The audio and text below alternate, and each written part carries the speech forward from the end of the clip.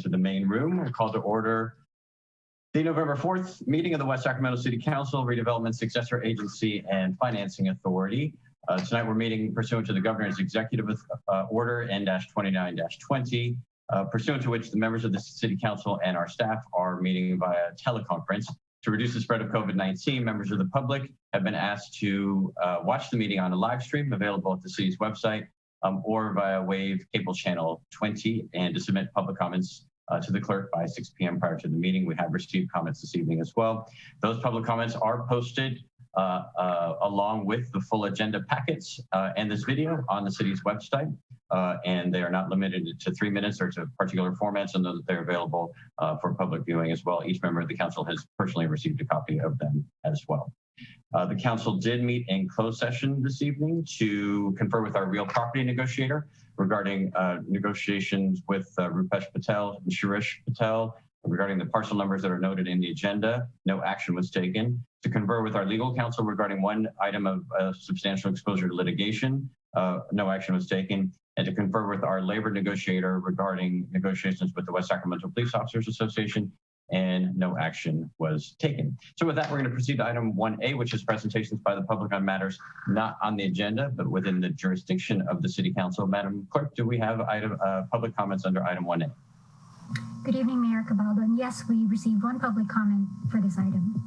All right, so we have received public comment, and as I've noted, that comment and all other comments for the evening will be displayed on the city's website next to the agenda and video for this meeting. All right, that brings us into item 1B, which is council communications. Do we have reports or other communications from those liaison assignments that are indicated on our agenda? Mayor Pro Tem Sandin. Thank you, Mr. Mayor. The West Sacramento Area Flood Control Agency met on October 15th, heard updates on floodplain restoration project and the mitigation crediting agreement, YOLO bypass East Levee design, and with safety projects. New Hope Community Development Corporation met on October 28th. We approved a revised New Hope CDC utility assistance loan for outstanding utility charges. Yolo County Housing also met on October 28th.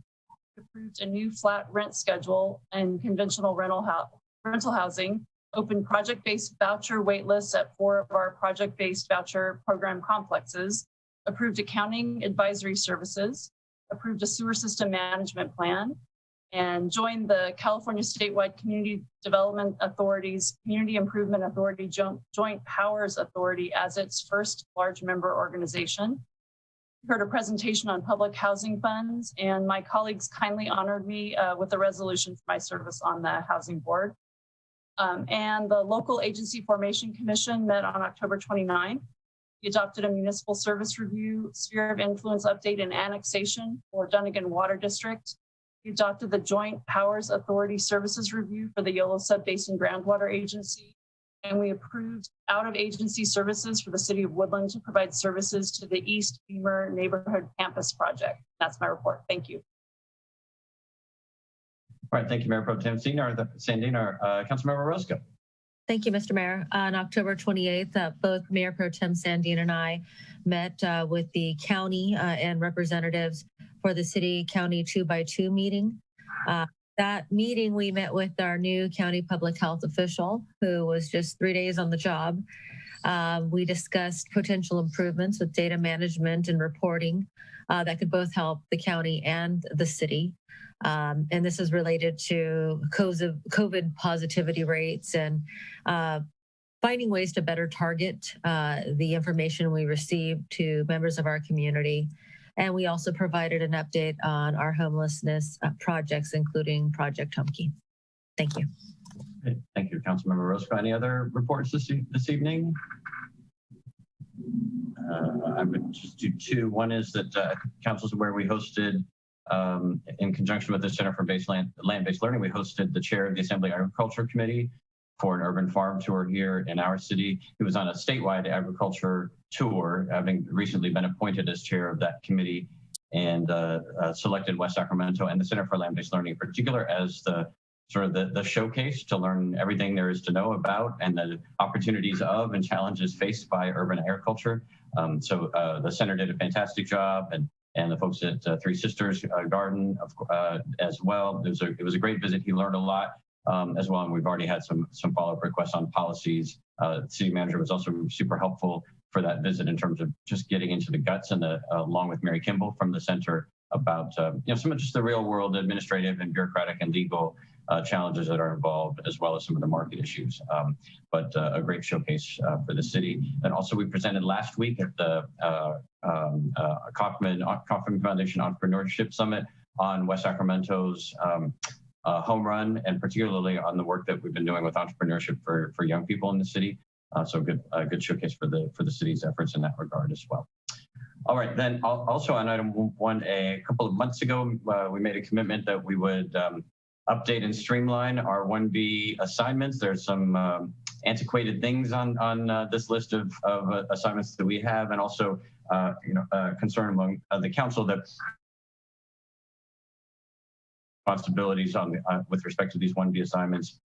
And so many that it has risked precluding community members from serving in the roles that we have here, just because of the sheer number of meetings and what have you that are impossible to attend when you have a regular job, family, and other obligations as well. So we've been working on the update and the streamline. Also, our list includes several things that we don't actually appoint people to, and therefore, even though it may be one of us, we don't represent the city on some of these entities, but we're representing some other body.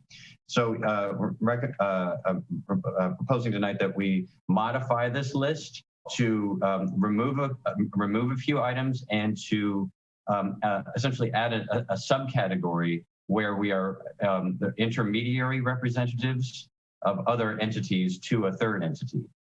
So that'll be clear in just a moment. So the items that would be removed would be the Greater Sacramento Economic Council Board, which would be it has previously been the city manager that's represented the city on that board. Similarly, the Regional Water Authority, removing the expectation that a council member would participate in that authority, which council members have done and mostly uniformly reported back that it wasn't necessarily the best use of their time. And our staff needs to participate anyway. And there are no decisions that really are made at that authority. Two items that are pending action, so that would be removed, assuming that the final other actions are taken, are the Riverfront JPA and the Streetcar Policy Steering Committee, both of which exist as a function of that JPA and a SACOG agreement. And there will be other mechanisms for governance of those that will replace those two items. And then finally, the liaison to the West Sacramento Housing Development Corporation. This is an antiquated piece from 25 years ago, back when the city was really the major driver in creating that Housing Development Corporation. We don't have a member of the board of directors designated from the council, and that was on purpose so that we don't create any conflicts of interest, because the Housing Development Corporation often is seeking funding from the city. So we never have had a board member from the council, even though there have sometimes been staff members of ours who are on the board. So the liaison is largely a redundant position, and it isn't a governance role. So the proposal would be that we cease to appoint a liaison directly to that board. We also now, as opposed to 25 years ago, have robust relationships with Mercy Housing and Jamboree and many other affordable housing partners as well. Okay, so those items would be removed, and then 3 or 4 would be shifted to a new category of intermediary representatives. Those being the Delta Protection Commission. I do serve on the Delta Protection Commission, but only I represent SACOG on the commission, or more properly, all the cities of the North Delta on that commission. The council doesn't appoint me directly. And then second is New Hope Community Development Corporation, which is appointed through the Yolo County Housing Authority. And then finally, the Redevelopment Agency, Successor Agency Oversight Board, upon which Mr. Ledesma serves, but he serves as an appointee of the County Board of Supervisors on behalf of all of the cities in the counties, not a representative of the council per se. So that would just be clearer, which there has often been confusion when we make annual appointments whether I'm supposed to be appointing somebody to the Delta Commission or to the Successor Agency Board. We don't do those at the council, but they would continue to be listed on our agenda packet as intermediary representatives because they are meetings that we are attending and duties that we're exercising, and they are relevant, very, very much so, to what the city does, but they would be basically in their own subcategory. So that's what the Mayor Pro Tem and I are bringing forward, and it just as a streamline and update our set of 1B assignments. So are there any questions about that? Then if not, then if there's not an objection, then we would just move forward with a minute order to make those modifications to the 1B list. Councilmember Roscoe, were you going to? No, I was going to ask if it required a motion. Sure, why not? Let's. I'll move the recommended action. Okay. I'll second that. Okay, thank you. All right, then Madam Clerk, would you please call the roll? Yes, Councilmember Guerrero, Aye. Councilmember Ledesma, Aye. Councilmember Orozco, Aye. Mayor Pro Tem Sandin, Aye. and Mayor Cabaldon. Aye.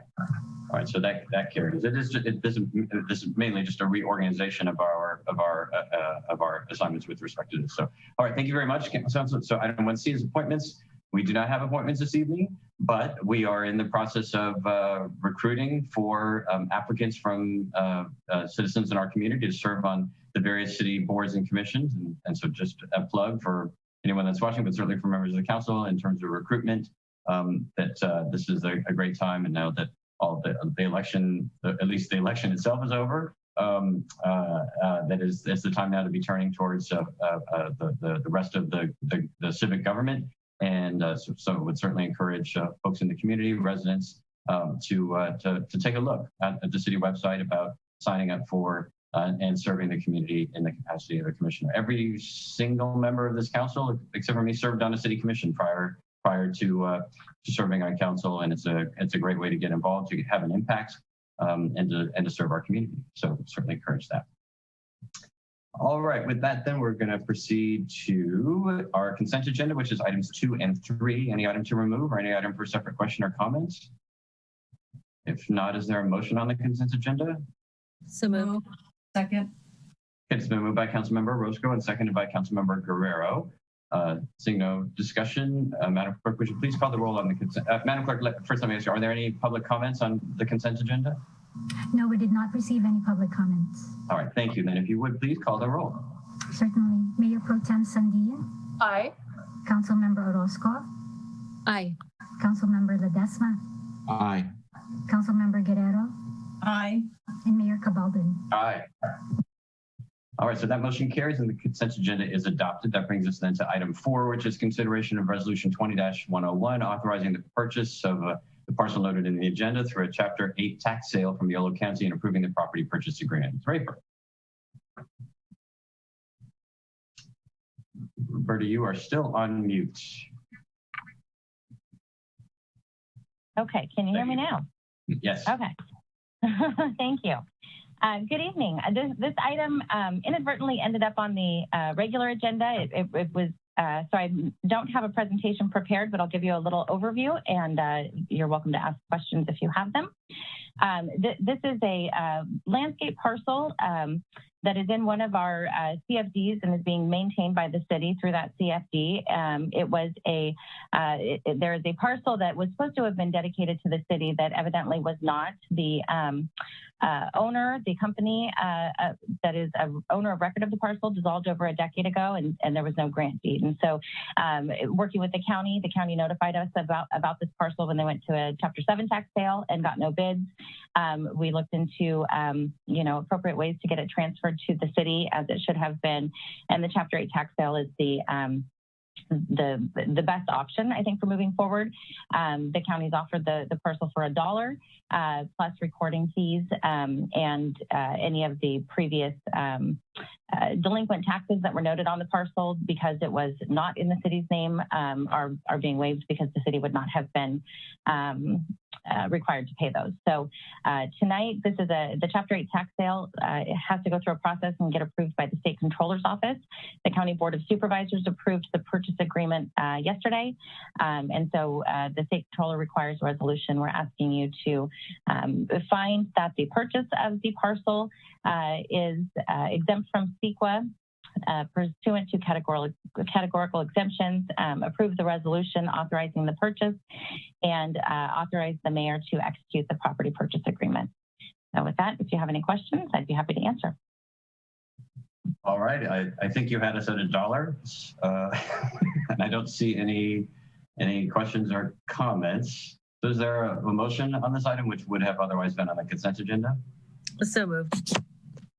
I'll second. All right, Councilmember Orozco moves and Councilmember Ledesma seconds. Madam Clerk, would you please call the roll? Mayor Pro Tem Sandin, Aye. Councilmember Guerrero, Aye. Councilmember Ledesma, Aye. Councilmember Orozco, Aye. Mayor Cabaldan. Aye. All right, that motion carries. Thank you, Roberta. And then finally, that brings us to item 5, which is consideration of reaffirming the proclamation declaring an emergency in response to the global COVID-19 outbreak. Mr. Droz. Good evening, Mayor and City Council members. Doug Droz, Senior Program Manager for Government Affairs. As the COVID-19 pandemic persists and the city continues to respond to its effects, the recommendation tonight is to extend the declaration of local emergency that you have reaffirmed on a few occasions to date for an additional 60 days. It's currently set to expire on November 9th. This extension would take it to January 8th, 2021. And as you all are aware, having this in place is key to the city's ability to seek reimbursement for costs incurred during this emergency. With that, I'll end my presentation and be happy to answer any questions you might have. All right, thank you, Mr. Dost. And I'd like to confer with Mayor Pro Tem Sandin. She and I are the Emergency Declaration Subcommittee on a proposed modification to that time frame here. So we've been adopting this extension every 60 days, as Mr. Droz has indicated. I would propose instead that we extend the declaration until one of the following three things occurs. The first is that if the governor's proclamation of emergency expires, then ours would also. Number 2, that if West Sacramento either alone, if we ever get the data pursuant to the work that Councilmember Roscoe, Mayor Pro Tem Sandin have initiated, or either alone or as part of Yolo County as a whole, is determined by the state to be at minimal risk of transmission. That would essentially be the lowest tier in the state system. Today we are at red, and we were required going down 2 more levels. Or 3, that the council acts to terminate or replace the city declaration, acting on a proposal placed on the agenda by the council majority pursuant to our regular protocol for future agenda items that are submitted in writing by 1 or more council members. So that the idea here is essentially apply the same framework that we're already applying. You know, are we still under an emergency declaration from the state? Yes. Are we at risk based on the state's rubric? Yes. And is the council not taking affirmative action to remove the declaration? Yes. Then it would continue. But any of those things would trigger the declaration itself to either expire or to return to the council. So that's the proposal. I will tell you that the subcommittee has debated every 60 days. Like, how long are we going to do every 60 days? I mean, we are not current at the moment, as I think everyone's aware. The advisory today from Yolo County, you know, the warning that we may if we're not able to get this under control, we may slip back to purple. That we are not 60 days away from the end of the emergency, and not just the end of the emergency itself, but also the submittal of all the reimbursement requests and everything else that are in play. At the same time, the emergency is a significant action. So just permanent extension with no way for it to end is also not appropriate. All right. So, and it's a powerful exercise of public authority. And so declaring two specific standards, that is the governor's proclamation, or reducing our threat level down to the minimal level, or allowing or making clear the council has the authority at any time to remove the declaration seemed the appropriate approach. So that's what they're proposing. So I'm proposing that as an amendment that as we move forward with the item tonight that we modify the expiration pursuant to those three triggers. Councilmember Ledesma? Thank you. And it makes sense. I mean, I was just having this debate work-wise about that we're in November, obviously November 4th, and we started this discussion about this back in March, and everybody thought this would be a 2-month thing. Let's see where we go. And it just the word Doug uses, the pandemic persists. And it's persisting. So it makes sense just from a logic standpoint. Thought about just kind of the timing. We keep coming back to this and as though it will be over in 2 months. And I agree with it. Just an administrative point that we can always bring it back, should it end. So I agree. I just want to say I agree with it. And unless there's any other comment, I'll make a motion. Second.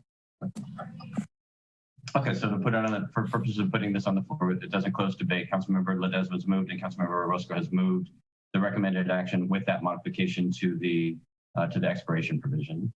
Correct. Councilmember Guerrero. Oh, no, I was just waiting for the. Okay.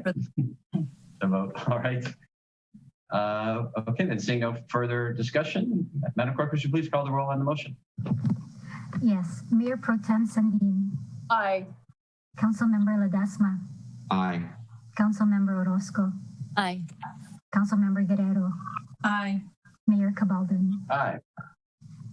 All right, that motion carries. Thank you very much. Thanks, Aaron. That brings us then to the council calendar. Ms. Berlin. Hi, good evening. No update tonight. All right. City manager report. No report tonight. Thank you. City attorney report. Nothing to report tonight. Staff direction for members of the council.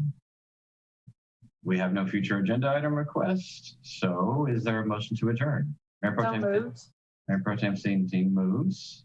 Second. Councilmember Roscoe seconds that the meeting be adjourned. Madam Clerk, would you please call the roll on the motion to adjourn? Yes, Councilmember Orozco. Aye. Councilmember Ledesma. Aye. Councilmember Guerrero. Aye. Mayor Pro Tem Sandin. Aye. And Mayor Cabaldon. Aye. All right, with that, the motion carries. The meeting is adjourned. I hope everyone gets a full night's sleep tonight and have a safe evening tomorrow. Thanks. Thank you. Bye.